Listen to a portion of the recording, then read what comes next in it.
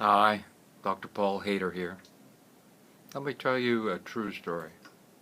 There's a man, and he's in his 50s, around 55, and he's had 3 stents put in his heart, and he's not in very good shape. He basically wakes up and goes to work and kind of endures life. And the only time he really feels good in general about everything is when he goes to his particular church. But on the average, he doesn't take the time to go there. And business is not doing all that great. And so he's just kind of floundering in this place of, I don't know what the answer is. But the true answer deep down inside is the fact that he has some kind of fear, some kind of anger deep down inside that he doesn't want to touch, doesn't want to feel, doesn't want to be connected to. So this whole process of not allowing himself to truly understand any of that becomes busy work, and he does more and more busy work and does the opposite of love in order to escape. And when we get caught in that type of thing, the only thing that I've found that really helps is to be in the silence of the one and only. To be in the deep-seated feelings of meditation.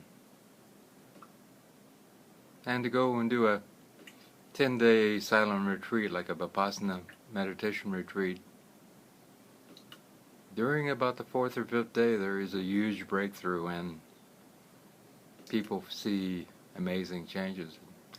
And it's first and secondly, it's either scary and joyful at the same time. When you have that great epiphany, it's scary because you didn't know it was there, and it's joyful that finally you know what's going on. And so we start to love the one we see in the mirror, and we allow ourselves to surrender and start to take care of ourselves and start to love the one in a greater way. You know, we can go out in the world and we leave our churches or synagogues or temples and all these different things, and they all have the same thing: love thy neighbor as thyself. But if we don't love ourselves, how can we love our neighbor? It's absolutely impossible. And that's where a lot of people are at. So we have to learn to love ourselves in order to bring about a peaceful union of the heart and allow God to be present there.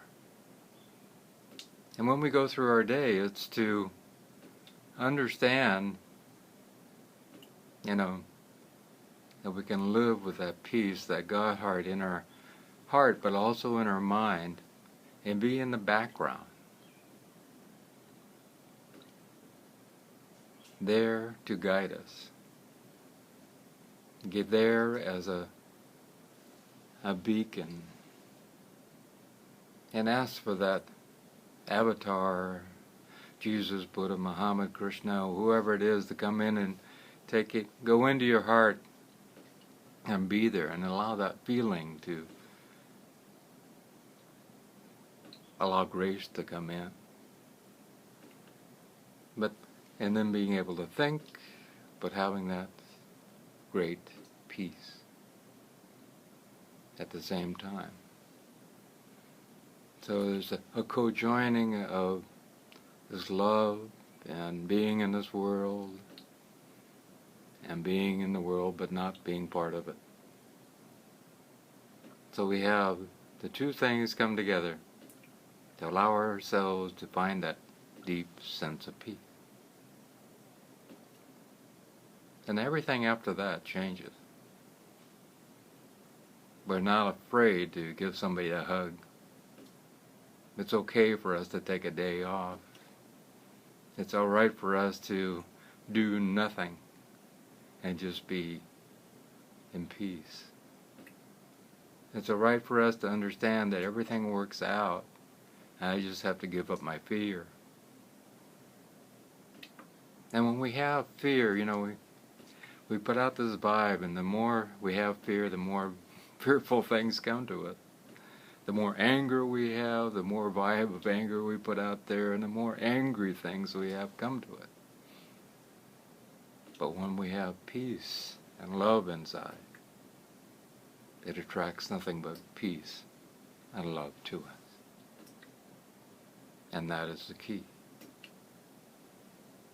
to changing this life, everyone else's life, and everyone on this planet, and the future of mankind. I love you.